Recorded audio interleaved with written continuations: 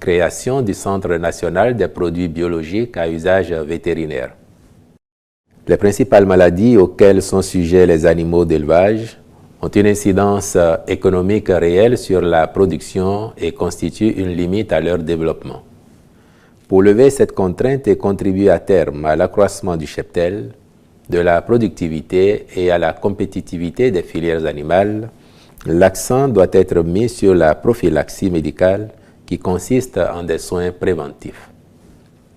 Elle suppose la disponibilité en quantité, en qualité et en temps réel des vaccins à l'échelle nationale.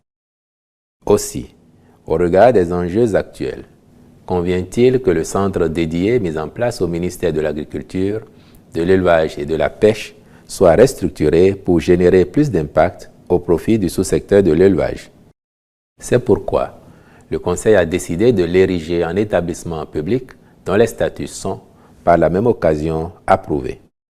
Il sera notamment chargé de assurer la disponibilité permanente, la qualité et la distribution des produits biologiques à usage vétérinaire sur l'ensemble du territoire, accroître les capacités de contrôle des maladies animales à travers les laboratoires vétérinaires, fabriquer sur place des vaccins vétérinaires de qualité. Les ministres concernés prendront les dispositions nécessaires à son opérationnalisation. Comme autres mesures normatives, ont été adoptés les décrets portant création et approbation des statuts du Centre d'assistance psychiatrique et d'accompagnement des personnes en situation de mendicité, puis de la Société de productions audiovisuelles SOPA SA. Au chapitre des communications, en point 1, indemnisation des personnes affectées par le projet de construction du quartier culturel et créatif de Cotonou, de sa base logistique et autres bâtiments connexes. Certaines infrastructures impactées par le projet sont implantées sur le domaine dédié et appartiennent à des particuliers. Une évaluation immobilière a donc été faite aux fins de verser aux personnes affectées des indemnités de dédommagement après déduction des loyers dus par chacune d'elles au titre des baux amphithéotiques qui les lient à l'État. En point 2, contractualisation pour la gestion opérationnelle de l'assurance maladie du projet Assurance pour le renforcement du capital humain. Dans le but de réduire considérablement les inégalités de genre et le faible accès des personnes démunies à la sécurité sociale, le gouvernement a opté pour le déploiement de l'assurance maladie obligatoire à tout résident sur le territoire national à travers la mise en œuvre du projet Assurance pour le renforcement du capital humain. À cet effet, l'Agence nationale de protection sociale a convenu de l'implémenter suivant l'approche du faire-faire. Les diligences entreprises à cette fin ont permis de retenir une structure expérimentée, faisant ses preuves sur le continent, offrant une couverture fonctionnelle complète qui inclut la gestion des adhésions et des sinistres, l'émission des factures, le tout en tenant compte des besoins spécifiques de l'agence, du niveau de connectivité des formations sanitaires béninoises et s'engageant pour la digitalisation complète du processus de prise en charge des dits sinistres. Le Conseil a marqué son accord pour la signature d'un contrat avec cette structure qui devra, dans un délai de 6 mois, s'installer et procéder au lancement de ses activités. Le budget primitif exercice 2025, soumis à votre attention pour validation, a été déjà adopté par le Conseil de supervision après un travail vraiment minutieux et des orientations données par ses membres. Ce budget s'équilibre en recettes et en dépenses à la somme de 4 milliards 95 millions 297 385 francs CFA, soit 3 milliards 59 millions 436 905 francs en fonctionnement et 1 milliard 779 millions 694 458 francs CFA en investissement. Comparé au budget 2024, le budget primitif exercice 2025 connaît une augmentation de 5,66%. Cette augmentation est la résultante des progrès enregistrés à fin août 2024. Ce budget permettra de financer les activités ci-après. Aménagement du bas-fond de Gounin pour employer davantage les jeunes pour une disponibilité totale des maraîchers dans la commune. Acquisition et installation de lampadaires solaires dans la commune de Parakou en vue de renforcer l'éclairage public. Construction, réhabilitation des infrastructures marchandes au marché Arzéquet, à Bakwérou au marché de Petit Ruminant. Mise en œuvre de divers projets de cohésion sociale au niveau du premier arrondissement de la ville en vue de l'amélioration des conditions de vie des populations. Acquisition d'autoclaves électriques au profit des centres de santé de Mandina, de Kwebié, de Banikani et de Zongo. Construction d'ouvrages d'approvisionnement en eau potable dans diverses localités. Réhabilitation des forages équipés de pompes à motricité humaine en panne dans la commune. Entretien de l'éclairage public. Entretien des forêts communales. Reprofilage et rechargement de rues très dégradées de la commune. Ouverture des voies. Travaux de réparation et de maintenance des routes revêtues et en terre. Réfection des toilettes dans les écoles primaires publiques, les CEG et marchés. Et la réalisation des ouvrages de franchissement dans la ville. Les débats ont été suffisamment cool, suffisamment intéressants. Et là-dessus, il n'y a rien eu qui puisse être déplorable. Mais les contributions des uns et des autres ont été utiles et nous espérons que avec la mise en œuvre du budget et les informations complémentaires qui viendront au cours de l'exercice, on aura un budget beaucoup plus parfait. Une consommation excessive d'huile peut exposer l'organisme déjà à une prise de poids, au surpoids. Et quand on parle de surpoids, le surpoids fait naître à toutes sortes de maladies. On peut parler de l'hypertension artérielle, on peut parler du diabète, on peut parler des cancers même, on peut parler de plein de maladies quand le surpoids s'installe. La consommation excessive d'huile va également entraîner une augmentation du LDL cholestérol au niveau de l'organisme. Quand ce type de cholestérol est élevé au niveau de l'organisme, cela va entraîner une accumulation des graisses au niveau des vaisseaux sanguins, ce qui peut boucher ces vaisseaux ou ces artères-là, empêchant une bonne circulation du sang. Et sur le long terme, cela peut même entraîner des accidents cardiovasculaires. De façon générale, un adulte ne doit pas dépasser en moyenne 3 cuillères à soupe d'huile par jour. L'idéal est même déjà d'éviter les fritures. Toute cuisson qui nous amène à chauffer notre huile avant préparation n'est pas idéal pour notre santé. Quand je veux manger du poisson, il est préférable pour moi de prendre du poisson frais que de prendre du poisson frit. Quelle que soit la bonne qualité de l'huile que j'achète, cette huile peut être la meilleure huile au monde. Quand on procède à un surchauffage de cette huile-là, la configuration de cette huile change. Et cette nouvelle configuration que les huiles acquièrent après surchauffage vont entraîner un effet plus accentué de l'élévation du LDL cholestérol au niveau de l'organisme. Et quand ce type de cholestérol est élevé, bienvenue les maladies cardiovasculaires. Sur le long terme même, on peut assister à un AVC. Donc, dire que c'est pas bien de réutiliser les huiles de friture, c'est vrai. Et moi, j'ajoute qu'il est même préférable de ne même pas opter pour les fritures. Plusieurs aliments naturellement contiennent de l'huile. Quand je prends le poisson, la viande contiennent des acides gras et contiennent également le cholestérol. Le cholestérol étant classé dans les acides gras, bien sûr. Donc, le poisson, la viande contiennent de l'huile. Également, les légumineuses, les graines oléagineuses, quand je prends l'arachide contient de l'huile. La belle preuve, on extrait de l'huile de l'arachide. Le maïs contient également de l'huile. Les céréales, de façon générale, contiennent de l'huile parce qu'aujourd'hui, nous voyons l'huile de maïs également. Donc, tous les aliments, pas tout, mais la plupart des aliments contiennent des quantités variées d'huile. C'est pas les mêmes proportions dans tous les aliments. Au Bénin, nous avons plusieurs variétés d'huile. Et il y a des huiles qui sont riches en acides gras saturés plus que d'autres. Il y en a qui sont plus riches en acides gras insaturés que d'autres. Notre organisme a plus besoin d'acides gras insaturés que d'acides gras saturés. Mais notre organisme a aussi besoin d'acides gras saturés pour son bon fonctionnement. Les acides gras saturés se retrouvent souvent dans les huiles qui durcissent à température ambiante. C'est vrai qu'il y a quelques exceptions. À l'exemple du beurre de karité. Mais il ne faut pas exagérer dans la consommation de ce type d'huile-là.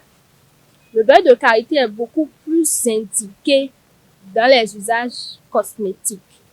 Mais si vous voulez en consommer, l'idéal c'est de ne pas du tout exagérer parce que ce type d'huile contient déjà beaucoup d'acides gras saturés.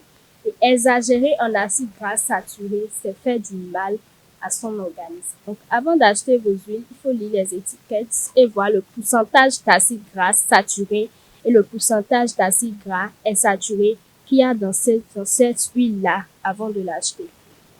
C'est vrai que l'organisme a besoin d'acides gras saturés, mais il ne faut pas du tout en abuser. À tous ceux qui consomment excessivement d'huile, je leur demande tout simplement de réduire leur consommation en huile parce que consommer de l'huile de façon exagérée ne fait pas du bien à votre santé, aussi bien sur le court terme que sur le long terme.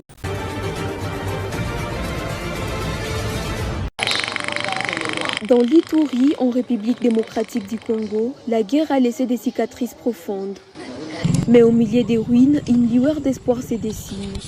Des centaines d'ex-miliciens, après des années de violence, ont décidé de déposer les armes et tentent de se réintégrer dans la vie civile. Léonie Safari, 20 ans, a connu l'enfer. Ex-combattante de la Codeco, un groupe armé actif dans le conflit d'Ituri, elle a rejoint la rébellion en 2020 après la mort de ses parents, cherchant à se venger. Ce sont les difficultés de la vie qui m'ont fait m'engager. Je n'avais pas besoin d'aller en brousse, mais j'ai perdu mes parents et la pauvreté m'y a poussé. Plus tard, j'ai décidé de quitter la rébellion pour promouvoir la paix dans notre pays. Dans ce village de Dionga, ces ex-miliciens autrefois terrorisant la population se sont engagés dans le développement communautaire, offrant une lueur d'espoir à une communauté meurtrie. J'ai déposé les armes. Aujourd'hui, je suis dans cette communauté. Ce que vous me voyez faire, c'est le premier travail que l'on m'a confié, celui de travailler sur la route pour percevoir une petite somme qui va m'aider, car la vie devient de plus en plus difficile. Au moins 6 groupes armés ont déjà déposé les armes et choisissent la voie de la réintégration, mais ils affirment être abandonnés par le gouvernement.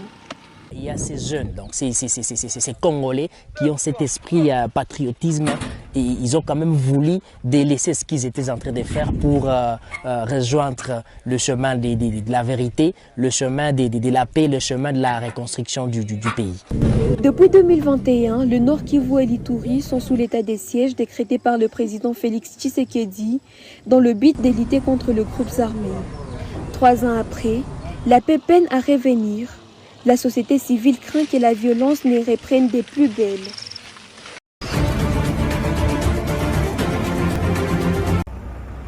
Dans son récent rapport intitulé « Arrêter la guerre contre les enfants », l'ONG britannique Save the Children signale une hausse de 14% en 2023 des violations des droits des enfants vivant dans les zones de conflit à travers le monde.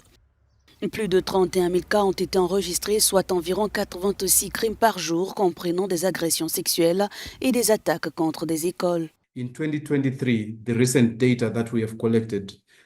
2023, le nombre de conflits impliquant des États membres s'élève à 59, un niveau jamais vu depuis la Seconde Guerre mondiale. Plus de 473 millions d'enfants, soit plus d'un sixième d'entre eux, vivent désormais dans des zones de conflit. En 2023, on recense également plus de 31 000 violations graves des droits des enfants, un record depuis que les Nations Unies ont commencé à documenter ces incidents en 2010. Ces violations incluent un nombre alarmant de meurtres et de mutilations.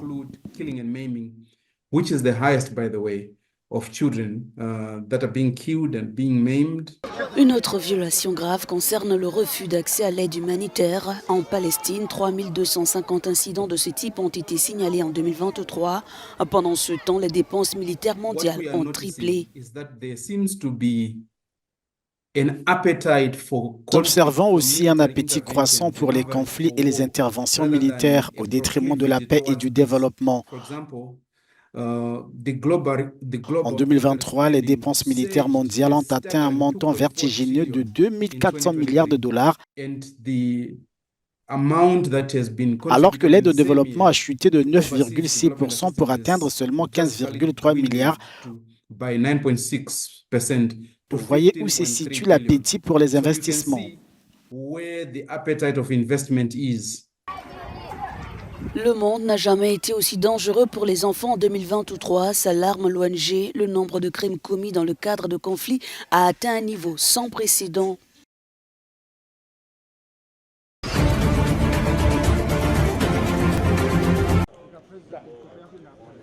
L'exemption des visas d'entrée pour les Ukrainiens détenteurs de passeports diplomatiques, pomme de discorde entre les alliés au pouvoir en Afrique du Sud.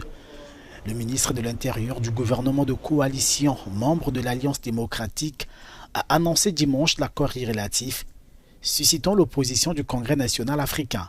L'ANC dénonce une décision unilatérale, le président Cyril Ramaphosa n'ayant pas été consulté. Cette affaire met en lumière la difficulté de l'exécutif sud-africain à prendre position face à la crise entre la Russie et l'Ukraine. Le camp du président Ramaphosa a jeté son dévolu sur la Russie, l'ANC ayant bénéficié du soutien de Moscou pendant sa lutte contre l'apartheid. L'Alliance démocratique, en revanche, a condamné l'invasion de l'Ukraine par la Russie. Reste à savoir si les alliés trouveront un compromis. En attendant, chaque camp campe sur sa position.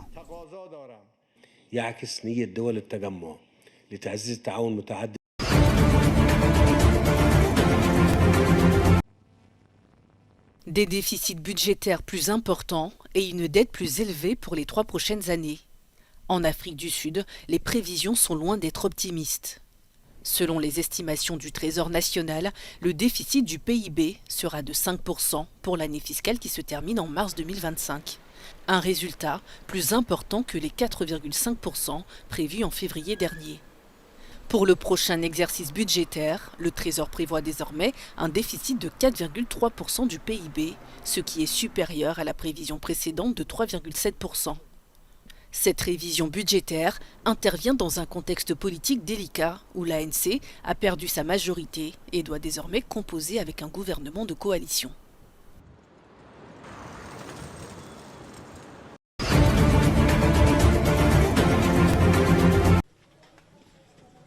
Le président du Botswana, Mokgweetsi Masisi, a voté ce mercredi. 1 million d'électeurs sont attendus aux urnes dans le cadre des élections générales. Le Parti démocratique du Botswana gouverne cette nation d'Afrique australe depuis son indépendance vis-à-vis de la Grande-Bretagne en 1966. L'élection déterminera la composition du Parlement et les députés éliront ensuite le président. Le président sortant, Masisi, âgé de 63 ans, brigue un second et dernier mandat.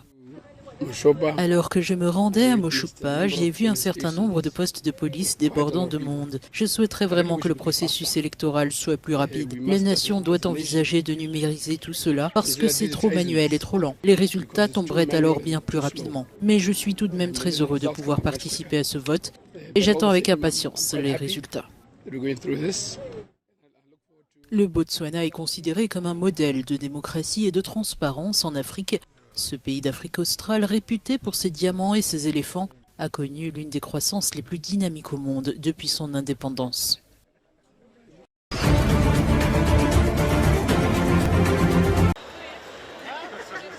Le 29e salon du chocolat qui a ouvert ses portes mardi soir à Paris célèbre l'industrie du cacao avec des passionnés de chocolat venus des 4 coins du monde.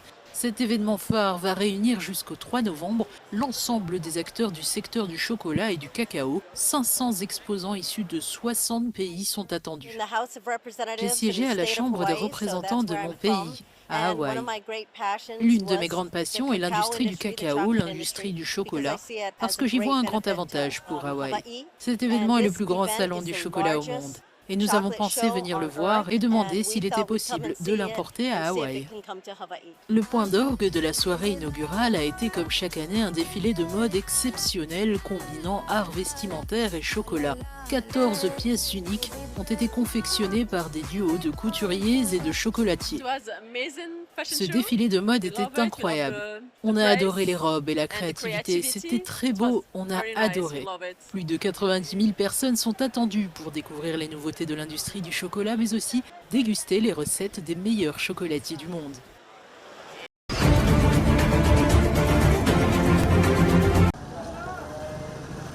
Le Pakistan suffoque. Dans la province de Sindh, par exemple, les températures ont atteint 47 degrés. Pas facile de vaquer à ses occupations dans cette fournaise.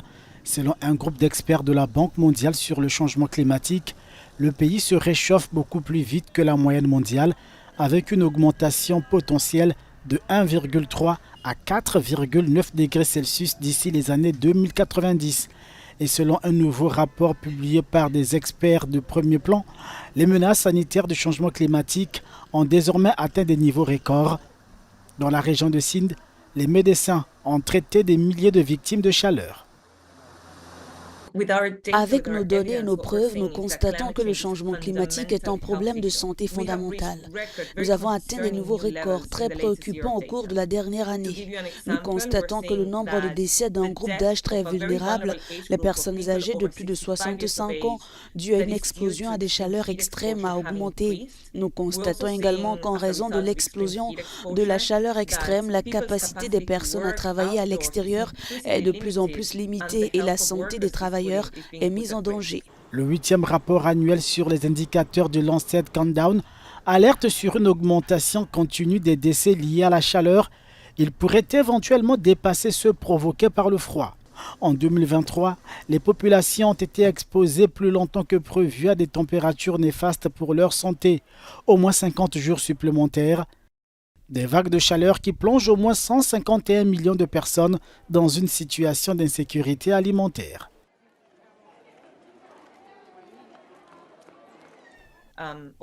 Près de 50% de la surface terrestre mondiale est aujourd'hui touchée par des sécheresses extrêmes. Nous avons vu à quoi cela ressemblait en termes de menaces pour la santé des populations. Dans des cas comme celui de la Somalie dans la Corne de l'Afrique, cette situation de famine aiguë a été exacerbée par la sécheresse.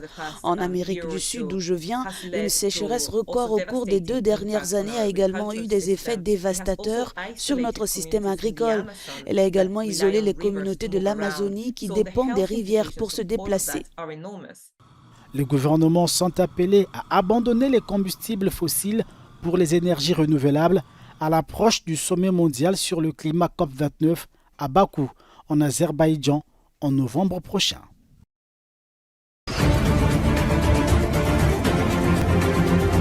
Les soutiens à l'agence de l'ONU chargée des réfugiés palestiniens se multiplient depuis qu'Israël a annoncé son intention de mettre un terme à ses activités à Gaza, ainsi qu'en Cisjordanie occupée et à Jérusalem-Est.